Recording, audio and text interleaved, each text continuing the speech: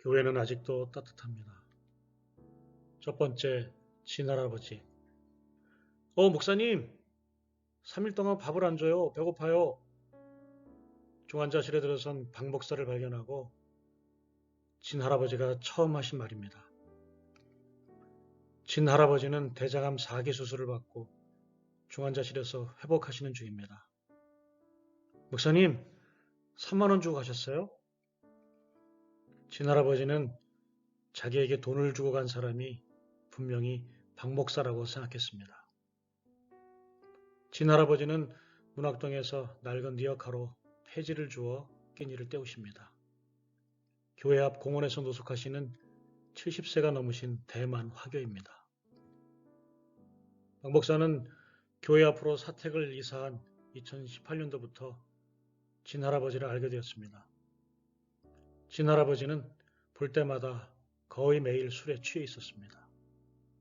교회 옆 공원 벤치에서 잠을 자며 노숙자 생활을 하셨습니다. 밥을 못 먹었으니 5천 원만 주세요. 친할아버지는 박 목사에게 사정을 했습니다. 5천 원이 친할아버지와 말하게 된 계기가 되었습니다. 그 후 박 목사는 친할아버지에게 간식이나 음식을 나누어 드리기도 하였습니다. 친할아버지는 박 목사가 공원 옆에 있는 교회 목사인 것을 알았습니다. 어떤 때는 당당하게 또 어떤 때는 사정도 했습니다. 발이 너무 시려워 신발 신으려고 하니 5만 원만 빌려주세요. 추우니 입을 옷을 좀 주세요. 박 목사는 집에 가서 친할아버지에게 맞을 만한 겉옷을 갖다 주고 신발도 새로 사서 주었습니다. 유난히 추웠던 올겨울에는 박 목사가 아침마다 두유와 호빵을 데워서 드리고 핫팩도 드렸습니다. 친할아버지가 추위를 이길 수 있도록 야전 침낭도 하나 사드렸습니다. 친할아버지를 걱정하신 교회 옆 건강한 사장님께서 창고에서 쉴 수 있게 하셨습니다. 날마다 술을 마시고 지내시니까 혹시 잘못해서 불이라도 날까봐 밤에 전기는 쓰지 못하게 했습니다. 내가 술 먹지 말라고 그랬지? 그러던 중 일이 발생되었습니다. 춥고 어두운 겨울밤에 친할아버지는 창고에서 촛불을 켜고 있다가 불이 날 뻔했습니다. 그 일로 친할아버지는 창고에서 쫓겨나고 말았습니다. 그래서 교회가 있는 상가 1층 입구에서 추운 밥을 보냈습니다. 아침 일찍 교회에 나오던 박 목사는 건물 입구에 누워있는 친할아버지를 발견했습니다. 친할아버지는 말을 하지 못할 정도로 온몸이 얼어 있었습니다. 박 목사는 친할아버지를 계단 아래로 모시고 들어왔습니다. 전열기구를 꺼내다 친할아버지 몸을 녹여드렸습니다. 아이고 내 팔자야. 내가 빨리 죽어야 하는데 살아서 이 모양이야. 내가 돈만 있으면 월 25만 원짜리 여인숙에서 따뜻하게 잘 수 있을 텐데. 친할아버지는 건강원 사장님이 자신을 쫓아냈다고 원망하며 신세 한탄을 했습니다. 두 번째, 목사님, 저 같은 사람도 천국 갈 수 있나요? 할아버지가 어디 가셨나? 그날 이후 박 목사는 친할아버지가 계속 보이지 않아서 걱정이 되었습니다. 지난밤에 길거리에 쓰러져 있는 친할아버지를 동네 사람이 119에 신고해서 구급차에 실려갔다고 합니다. 수소문을 해서 동네 병원 응급실로 갔다는 소식을 듣게 되었습니다. 친할아버지는 폐렴과 심한 저혈당 증세로 중환자실에 일주일 동안 입원해 있었습니다. 친할아버지가 보호자가 없는 노숙자이고 신분이 확인되지 않아서 병원에서 퇴원도 할 수 없었습니다. 병원에서는 박 목사에게 친할아버지를 퇴원할 수 있도록 도움을 요청했습니다. 박 목사는 친할아버지의 보호자가 되어 퇴원 서류에 사인하고 퇴원을 시켜드렸습니다. 박 목사는 친할아버지가 폐렴이 아직 낫지 않은 상태여서 길거리에 노숙하다가 큰일을 당할 것만 같았습니다. 구청과 요양센터, 쉼터 등 친할아버지가 쉬면서 요양을 할 수 있는 곳을 찾아보았습니다. 그러나 신분이 명확하지 않은 불법 체류자여서 도움을 줄 수 없다는 답변만 듣게 되었습니다. 동네에 있는 원룸에 계시도록 했으나 진할아버지를 알고 있는 원룸 사장님은 받아주지 않았습니다. 박 목사는 진할아버지를 목욕시켜 드리기 위해 동네 여관으로 모시고 갔습니다. 진할아버지와 여관에서 하루를 지내면서 많은 도움이 필요한 것을 알게 되었습니다. 폐렴 증세 이외에도 밤에 소변을 보는 노인성 질환이 있었습니다. 박 목사는 진할아버지를 교회로 모시고 와서 유모실에 쉬도록 했습니다. 진할아버지는 병원에 입원했을 때 코로나 검사를 하셨고 음성으로 나왔습니다. 폐렴은 전염성이 없어서 몸이 회복될 동안 교회에 계셔도 괜찮을 것 같았습니다. 속옷부터 겉옷까지 갈아입혀드리고 죽을 쏘아드렸습니다. 목사님, 너무 감사합니다. 감사합니다. 진할아버지는 연신 감사하다고 하시고 그동안 미뤘던 잠을 밤낮으로 계속 주무셨습니다. 진할아버지가 유모실에 지내시는 처음 며칠 동안은 죽을 끓여드렸습니다. 점차 건강이 회복되시면서 6가지 종류의 컵밥을 끼니마다 차려드렸습니다. 좋아하는 간식이 건빵과 캐러멜, 마이쮸와 과자, 제크인 것도 알게 되었습니다. 과일을 사놓고 가시는 분이 계셨습니다. 교회 청년들이 진할아버지를 위해서 모금을 해서 도왔습니다. 진할아버지 안타까운 소식에 교회 교우들도 돕기 시작했습니다. 진할아버지도 교회 주일 예배에 참석했습니다. 박 목사에게 예수님에 대한 이야기도 듣게 되었습니다. 목사님, 저 같은 사람도 천국 갈 수 있나요? 목사님 같은 분은 가시겠지만 전 못 가겠죠? 자기를 돌봐주고 쉴 곳과 먹을 것과 치료를 도와준 교회에서 믿는 예수님이라면 믿기로 했습니다. 박 목사가 믿는 예수님이라면 자기도 믿기로 했습니다. 3월, 진할아버지는 예수님을 마음에 모셨습니다. 식사 때마다 박 목사를 따라서 감사 기도를 합니다. 교회는 아직도 따뜻합니다. 3번째, 대만 여권. 목사님, 저 진짜 술 안 먹겠습니다. 진할아버지가 매일 드시던 술을 끊겠다고 하셨습니다. 교회에 오셔서 지내신 지가 어느덧 40일이 되었습니다. 처음에는 며칠 동안 잠만 주무실 정도로 쇠약해 있었습니다. 예전에는 매일 술로 살았는데 지금은 술을 먹자는 유혹이 있어도 전혀 입에 대지 않고 계십니다. 4월 첫 주일인 부활절에 진할아버지가 세례받는 감격스러운 일들이 있었습니다. 동로교회 교인들이 진할아버지의 세례를 가족처럼 축하해 주었습니다. 진할아버지는 신발에서부터 겉옷, 속옷, 간식, 꽃다발 등 평생 받지 못했던 선물을 받으셨습니다. 진할아버지는 교인들의 축하를 풍성하게 받고 너무나 좋아했습니다. 그리고 진할아버지가 기다리던 대만 여권이 나왔습니다. 대만 영사관에서는 진할아버지의 사연을 듣고 여권을 만들어 주었습니다. 그동안 박 목사는 진할아버지의 신분 회복을 위하여 인천에 있는 화교협회를 찾아갔습니다. 협회의 도움으로 진할아버지의 대만 호적을 찾았습니다. 이를 근거로 대만 영사관에 여권을 신청해 놓았습니다. 형과 동생이 사망한 상태였지만 호적에는 사망 신고도 안 된 상태로 어렵게 지냈음을 알 수 있었습니다. 진할아버지는 92년도에 어머니가 돌아가신 후부터 자신의 삶을 돌볼 여유가 없는 생활을 했습니다. 3년마다 해야 하는 신고를 하지 않아 자신도 모르는 사이에 불법 체류자가 되어 있었습니다. 회복하고자 하는 능력도 희망도 없이 지내다 이제 비로소 대만 여권이 나온 것입니다. 진할아버지가 건강보험 혜택을 받을 수 있는 신분으로 회복되기까지는 해결돼야 할 문제들이 있습니다. 박 목사는 친할아버지와 함께 출입국 관리소에 가서 불법 체류자 신고를 했습니다. 그동안 친할아버지는 벌금 최고액 3천만 원까지 올라 있었습니다. 벌금을 내야 체류 심사가 이루어지고 심사가 통과된 이후에 건강보험이 나온다고 하였습니다. 친할아버지는 교회에서 지내시는 동안 체력이 회복되어 운동삼아 폐지줍기를 하러 다니셨습니다.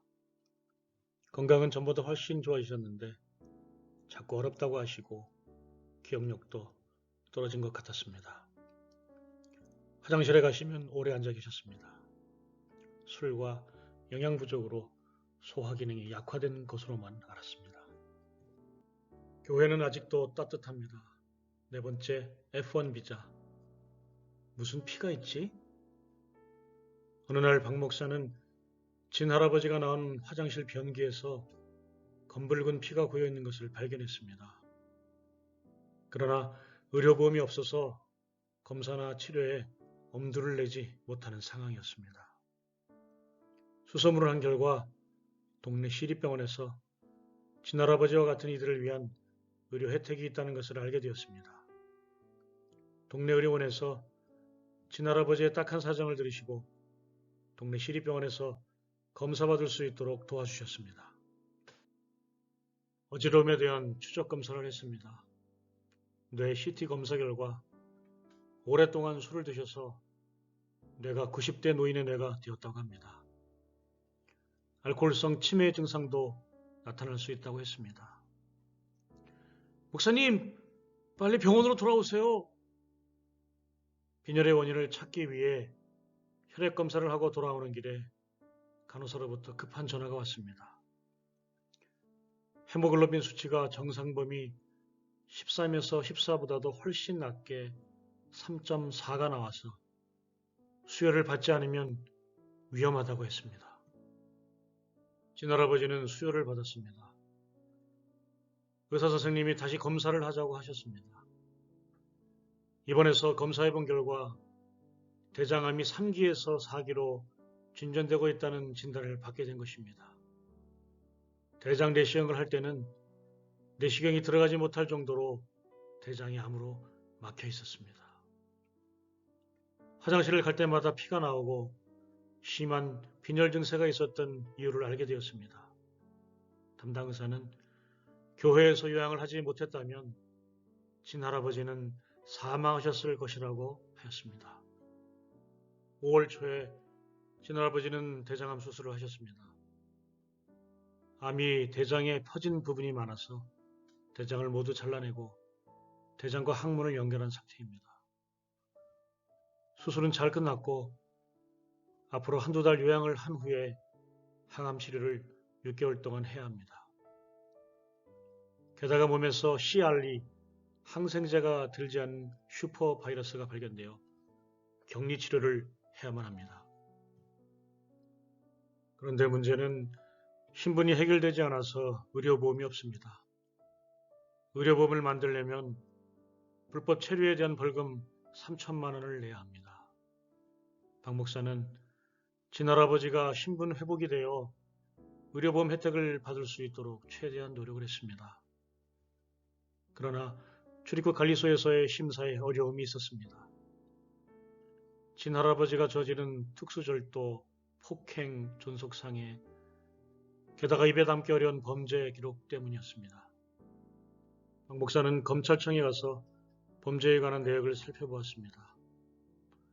특수절도는 어느 집 앞에 내놓은 물건을 고물인 줄 알고 들고 가서 고물상이 판 것이 문제가 되었습니다. 폭행은 같이 노숙한 사람이 술 사오라고 했는데 깜빡 잊고 있었더니 때려서 맞서다가 상대방을 다치게 한 것입니다. 존속상해는 이미 고인이 된 동생에게 손찌검을 한 것이 존속상해범으로 되었습니다. 만일 누군가 보호자가 있었더라면 변호를 하거나 합의를 보아 범죄자로까지 남지 않고 해결되었을 것입니다. 도와줄 사람도 없고 한글도 전혀 모르는 상태여서 죄의 내용보다도 죄목이 더 큰 범법자가 되고 말았습니다. 박 목사는 이 사실을 출입국 관리소에 알렸습니다. 출입국 관리소에서는 정상 참작을 해서 벌금의 50%를 감면받아 1,500만 원만 내도록 했습니다. F1 비자가 나오면 그 즉시로 보험 혜택을 받을 수 있다고 연락이 왔습니다. 교회는 아직도 따뜻합니다. 5번째, 할 수 있는 것만 해라. 어떻게 이런 일을 할 수 있었습니까? 라고 박 목사에게 질문했습니다. 교회 입구에 누워있는 진할아버지를 본 순간 여러 가지가 생각났습니다. 첫째는 성경 이야기가 떠올랐습니다. 집 앞에 있던 거지 나사로를 돌보지 않은 부자가 죽어서 천벌을 받았다는 이야기입니다. 또 다른 성경 말씀이 생각났습니다. 내가 진정으로 너희에게 말한다. 여기 이 사람들 가운데서 지극히 보잘것없는 사람 하나에게 하지 않은 것이 곧 내게 하지 않은 것이다. 마태복음 25장 45절. 강도 만난 사람의 진정한 이웃이 누구였는지에 대한 예수님의 말씀이 생각나서 그냥 지나칠 수가 없었습니다. 또한 교우들과 함께 읽었던 예수님이라면 어떻게 하셨을까라는 책이 있습니다. 그 책의 내용이 바로 이와 똑같은 상황이었습니다. 교회에서 함께 읽고 가르쳤던 그 상황이 실제로 눈앞에 나타나자 그냥 지나칠 수 없었습니다. 왜 저런 범법자에게 과한 섬김을 하는 겁니까? 라고 의아해하며 질문했습니다. 진할아버지에게는 누군가의 도움이 절실히 필요하기 때문입니다. 만일 진할아버지에게 가족의 사랑과 이웃의 관심이 있었다면 그분은 범법자, 노숙자, 벌금, 체납자, 암 환자가 되지 않았을 것입니다. 평생을 관심을 받지 못한 채 살아왔고 하루 세 끼를 제대로 먹지 못하고 길거리에서 살아온 진할아버지가 요즘 하루 세 끼를 드시고 따뜻한 방에서 잘 수 있다는 것만으로 행복해하고 계시는 것을 볼 때 저도 행복을 느낍니다. 그리고 하나님이 진할아버지를 도와주고 싶어 하시는 것 같아서 도와드리고 있습니다. 할아버지를 통해서 하나님이 진할아버지를 보시는 관점과 우리가 보고 있는 관점이 확실히 다르다는 것을 알게 되었습니다. 그래서 우리가 돕는다고 생각하기보다는 오히려 진할아버지를 통해 우리가 하늘의 복을 받고 있는 것 같습니다. 박 목사는 진할아버지를 교회 유모실에 모실 때는 부담감이 많았다고 합니다. 왜냐하면 진할아버지 앞에 해결해야 할 문제를 볼 때 박 목사와 교회가 도울 수 있는 일보다도 할 수 없는 일들이 많았기 때문입니다.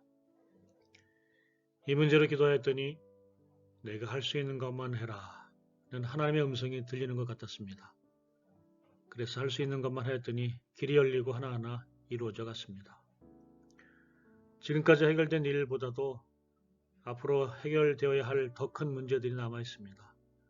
그러나 그 또한 하나님의 도우심으로 하나하나 해결될 것을 믿고 찾고 있습니다. 5월 넷째 주에 교회에서 회의가 열렸습니다. 그리고 진할아버지의 신분 회복을 위해 내야 하는 1,500만 원 벌금을 성도들이 모아내기로 하였습니다. 박 목사의 교회는 월세를 내고 있는 조그만 교회입니다. 2년 후에는 지금의 건물에서 이사 가야 하는 형편임에도 이를 위한 적립보다는 한 사람의 회생이 중요하다는 박 목사의 제안에 교인들이 동의해 주었습니다. 그리고 이러한 일을 행할 수 있음에 감사를 하나님께 드렸습니다. 한국에서 태어난 대만 사람인 진할아버지. 진할아버지가 벌금 1,500만 원을 내고 신분을 회복한 후 요양과 더불어 6개월간의 항암치를 받아야 합니다. 대만 사람이지만 대만 국적이 없는 한국에서 태어났지만 대한민국 국민이 아닌 나그네 중에 나그네인 진할아버지. 교회는 주님의 음성을 듣고 있습니다. 어떤 형제나 자매가 헐벗고 그날 먹을 것조차 없는데 여러분 가운데서 누가 그들에게 말하기를 평안히 가서 몸을 따뜻하게 하고 배부르게 먹으십시오 하면서 말만 하고 몸에 필요한 것들을 주지 않는다고 하면 무슨 소용이 있겠습니까? 이와 같이 믿음의 행함이 따르지 않으면 그 자체만으로는 죽은 것입니다. 교회는 아직도 따뜻합니다.